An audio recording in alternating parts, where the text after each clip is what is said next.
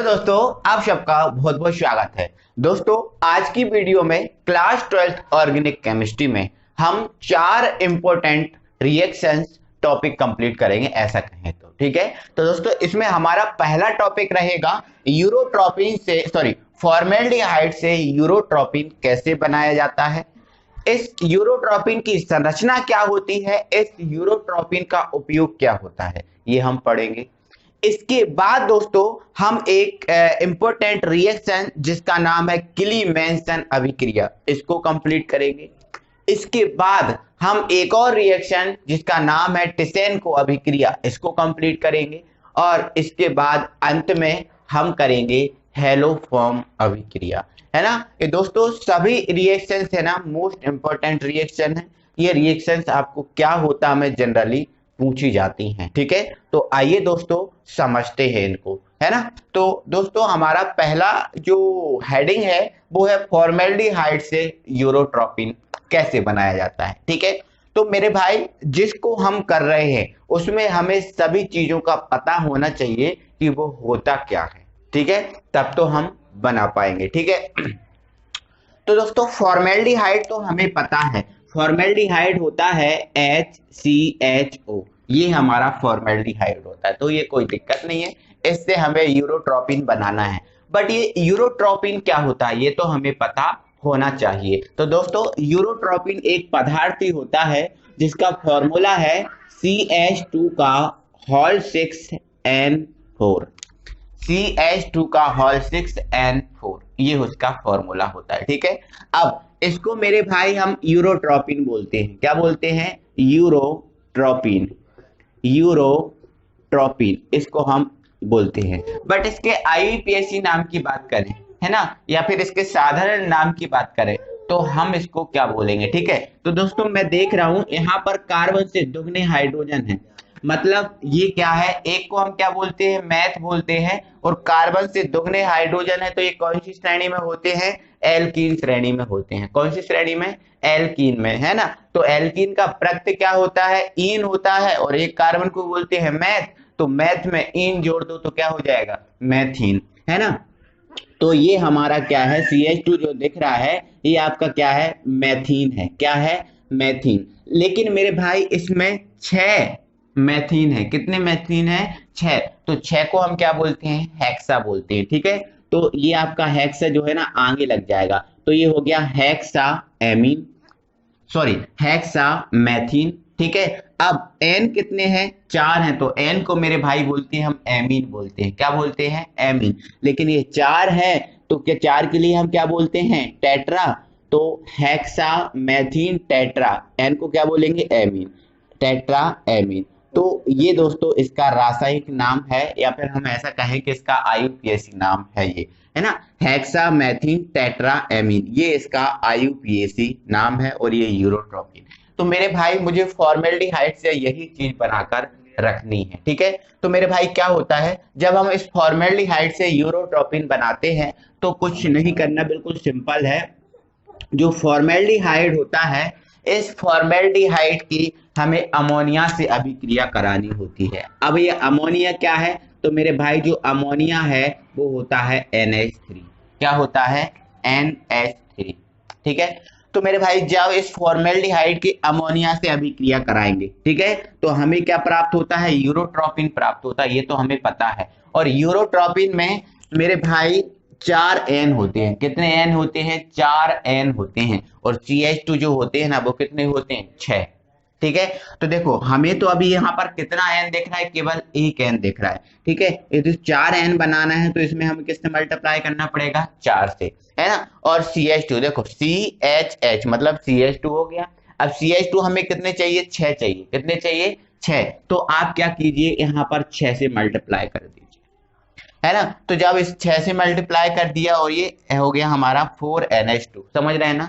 तो जब ये इसकी इस फॉर्मेल्डिहाइड की इस अमोनिया से अभिक्रिया कराई जाएगी तो मेरे भाई ये जो आपका जो CH2 है, क्या है, CH2 आपको ये 6 CH2 दिख रहे हैं, ये 6 CH2 इन 4 N से क्रिया करके बना लेंगे CH2 का होल 6N4।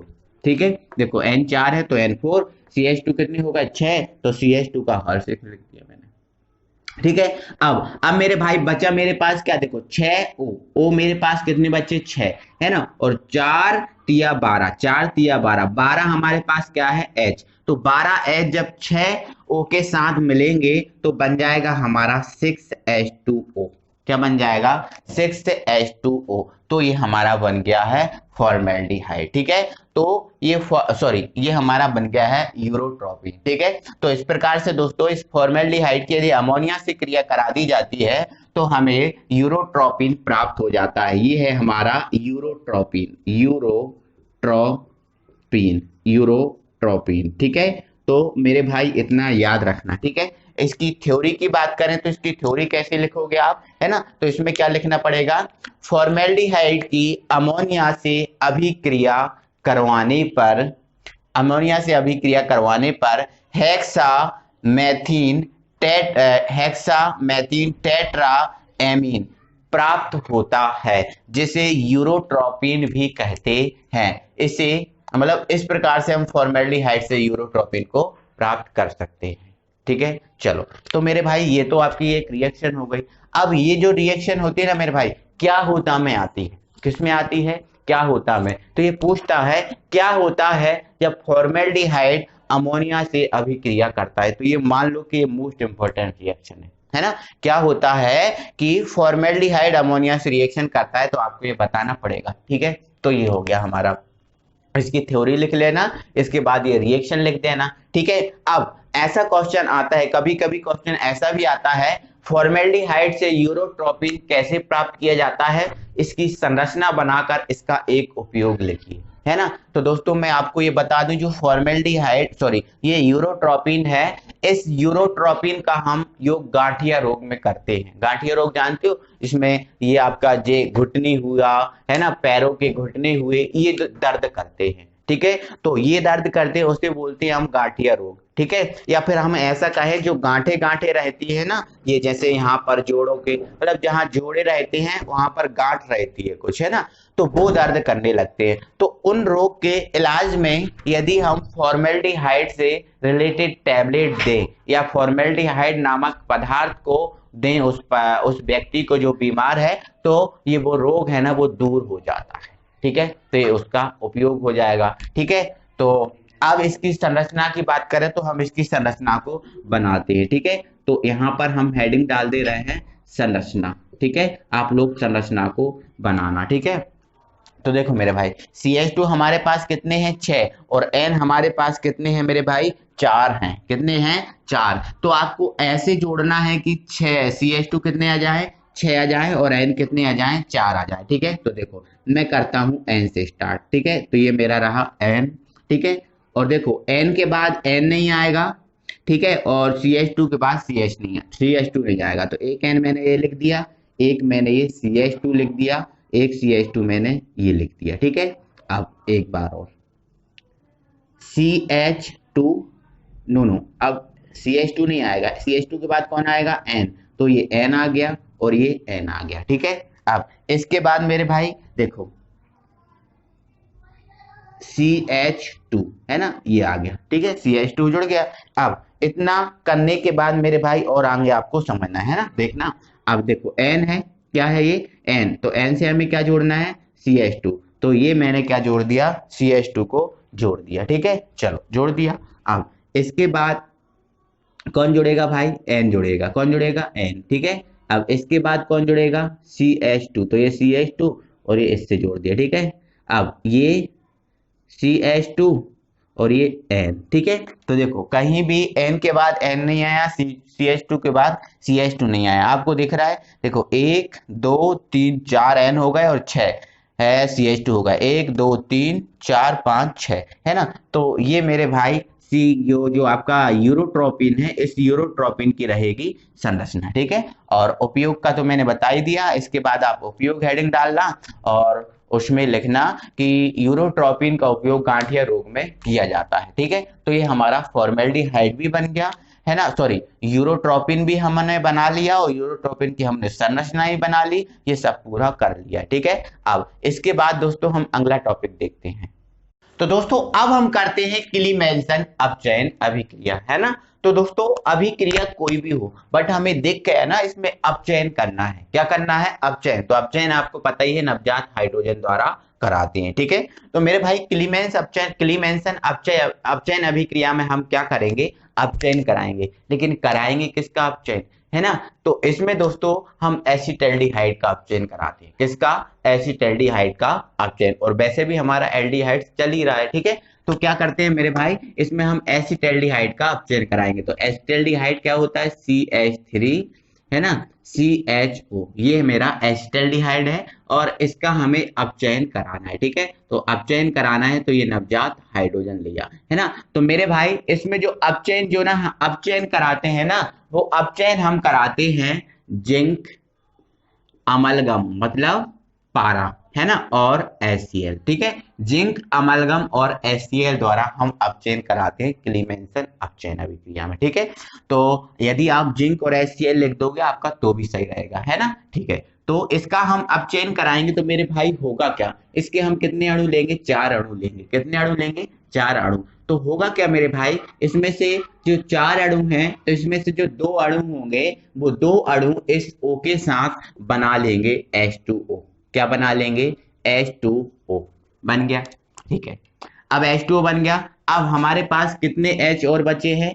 कितने H और बचे हैं? 2 H बचे हैं, ठीक है। तो ये जो 2 H हैं इसके साथ जुड़ जाएंगे। जब इसके साथ जुड़ जाएंगे तो देखो मेरे भाई, यहाँ पर CH3 तो है, तो ये हमारा CH3 रहा, और ये CH है, 2 H और आकर यहाँ पर जुड़ जाएगा। देखो 2 H यहाँ चले गए और 2 H यहाँ चले जाएंगे, ठीक है। तो इसके साथ जुड़ जाएंगे तो ये भी क्या हो जाएगा मेरे भाई? CH3 हो जाएगा। क्या हो जाएगा? CH3। अब ये CH3 हो गया तो इसको हम देखो C कितने हैं हमारे पास? 2 है, तो C2H हमारे पास 3 और 3 6, तो C2H6, है ना। तो कार्बन 2 है तो 2 को क्या बोलते हैं? H, और दुगने से 2 अधिक हाइड्रोजन है, दुगने से 2 अधिक हाइड्रोजन है, तो ये हमारी कौन सी श्रेणी हुई? एल्केन श्रेणी हुई। एल्केन श्रेणी हुई, लेकिन एल्केन का प्रत्यय क्या होता है? एन होता है, और 2 कार्बन को क्या बोलते हैं? एथ, और एथ में एन जोड़ दो तो क्या बन जाएगा? एथेन। तो ये हमारा क्या बन गया? एथेन। क्या बन गया? एथेन। लेकिन है ये क्या? एल्केन है ना, एल्केन है, लेकिन वास्तविक नाम इसका क्या है? एथेन है। समझ रहे हैं ना, ठीक है। कोई दिक्कत है क्या? नहीं, है ना। तो आप ये बताओ इसकी थ्योरी क्या हो जाएगी, है ना। तो इसकी थ्योरी मेरे भाई क्या हो जाएगी? एसिटाल्डिहाइड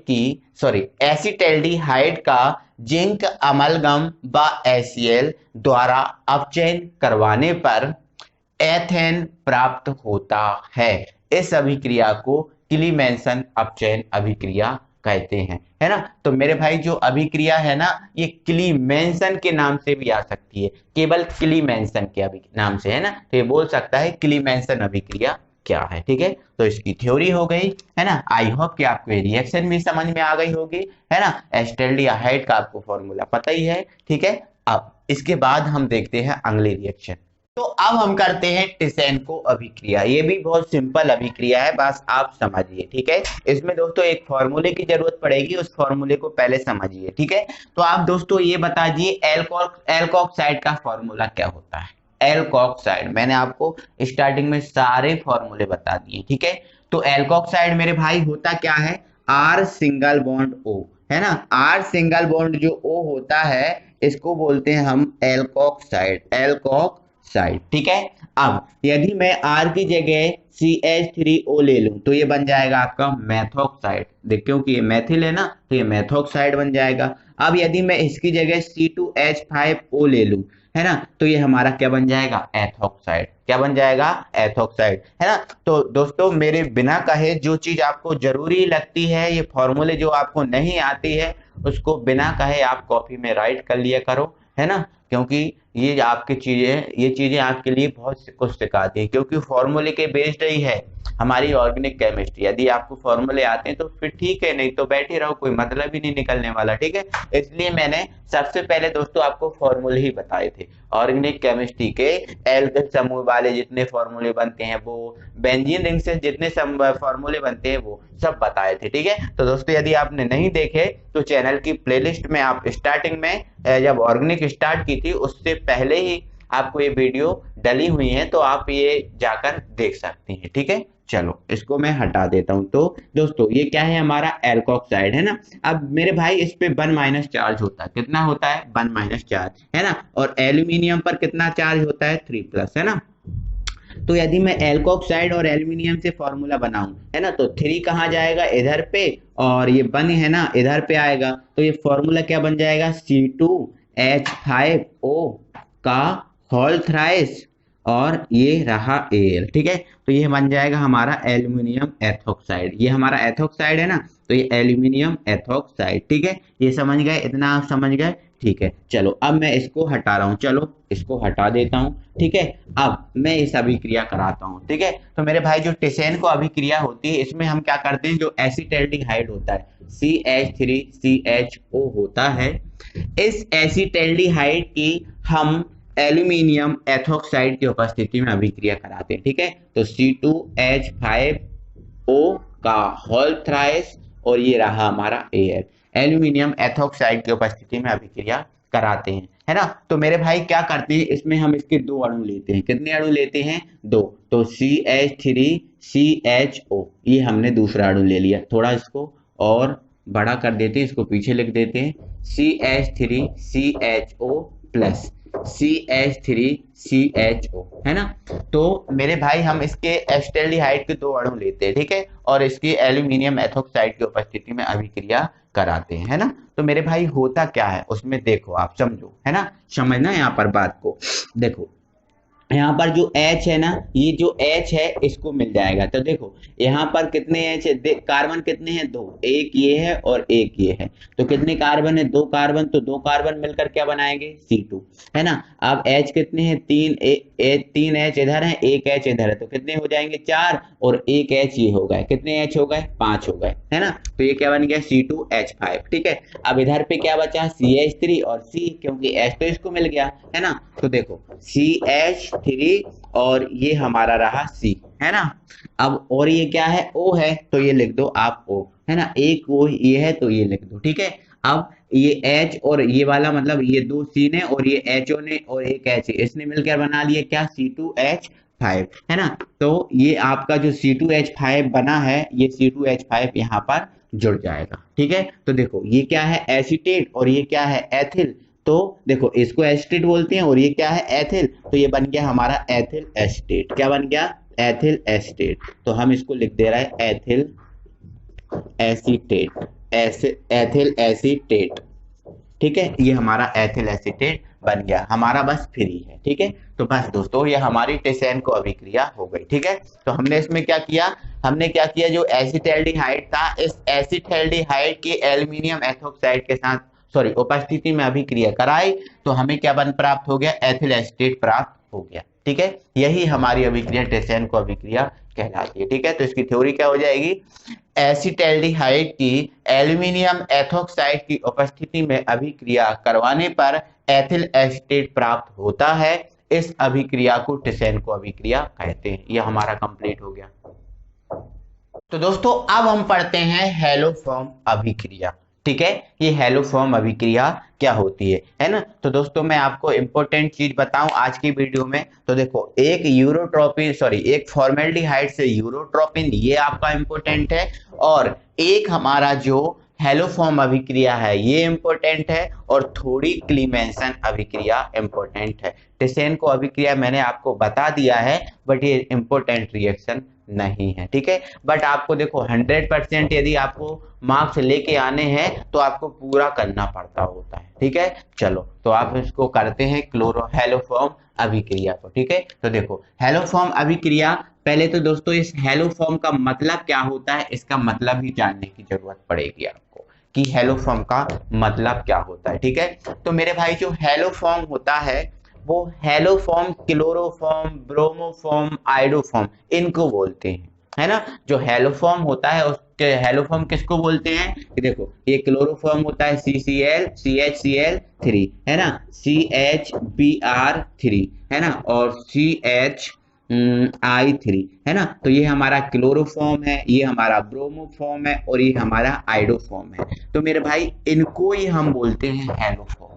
क्या बोलते हैं, हेलोफॉर्म, है ना। तो ये दोस्तों इसका हेलो फॉर्म नाम क्यों रखा गया? क्योंकि दोस्तों इस अभिक्रिया में हमें हेलो फॉर्म बनाना पड़ता है, मतलब क्लोरोफॉर्म, ब्रोमोफॉर्म, आयोडोफॉर्म, इनमें से कोई एक बनाना होता है, इसलिए इस अभिक्रिया का नाम रखा गया है हेलो फॉर्म, क्योंकि इनको ही हम बोलते हैं हेलो फॉर्म।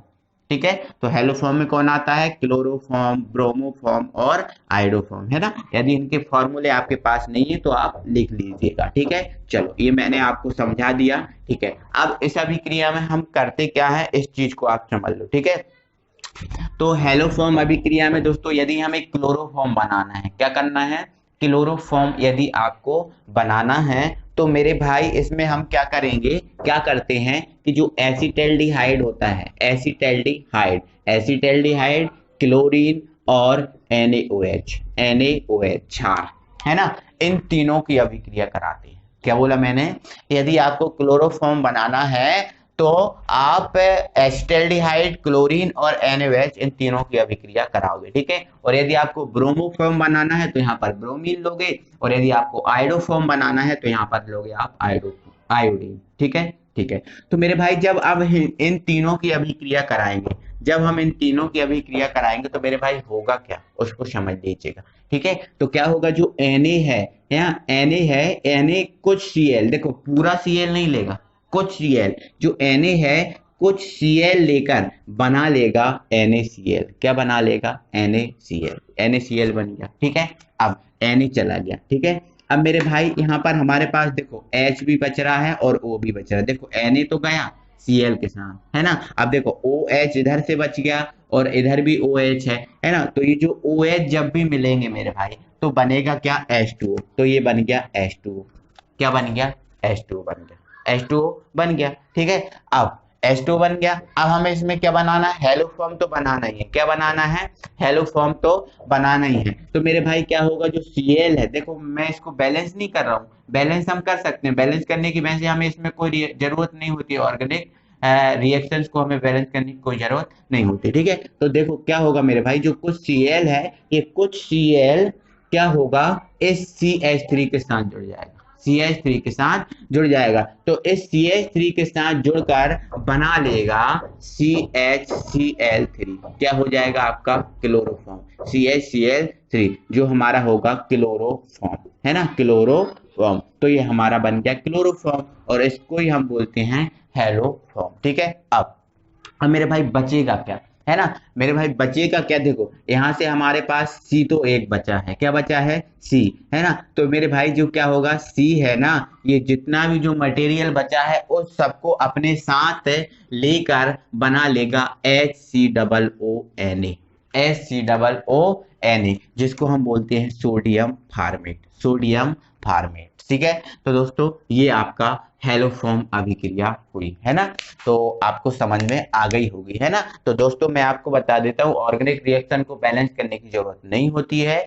इसके बाद भी दोस्तों यहाँ पर जो प्रोडक्ट बन रहा है उसको आप बना दो, इसके बाद जो बच रहा है उसको भी लिखने की आपको जरूरत नहीं होती, आपको 100% मार्क्स मिलते हैं, है ना। जैसे हेलोफॉर्म अभिक्रिया में क्या बन रहा है, हेलोफॉर्म बनता है, क्लोरोफॉर्म बनता है, तो केवल आप इसको इतना लिख दो, केवल आप इसको इतना लिख दो, इसमें क्या बचा क्या नहीं बचा उससे कोई भी मतलब नहीं होता है, समझ गए आप। ठीक है, तो इतना सब बता दिया। अब इसकी थ्योरी की बात करें तो थ्योरी क्या हो जाएगी दोस्तों, इस अभिक्रिया में एसिटल्डिहाइड की क्लोरीन व NaOH के साथ अभिक्रिया कराते हैं, जिससे हेलोफॉर्म, और हेलोफॉर्म में क्या, क्लोरोफॉर्म प्राप्त होता है। इस अभिक्रिया को हेलोफॉर्म अभिक्रिया कहते हैं। तो ये दोस्तों इसकी रिएक्शन हुई। ठीक है, तो आई होप कि आपको समझ में आ गया होगा। तो दोस्तों वीडियो अच्छा लगा है तो प्लीज दोस्तों वीडियो को लाइक कीजिए, शेयर कीजिए, और अभी तक आपने हमारे चैनल को सब्सक्राइब नहीं किया है तो प्लीज चैनल को सब्सक्राइब करके बेल आइकन को ऑन कर लीजिए। अगले वीडियो में हम फिर आपसे मिलते हैं, तब तक के लिए थैंक यू वेरी मच।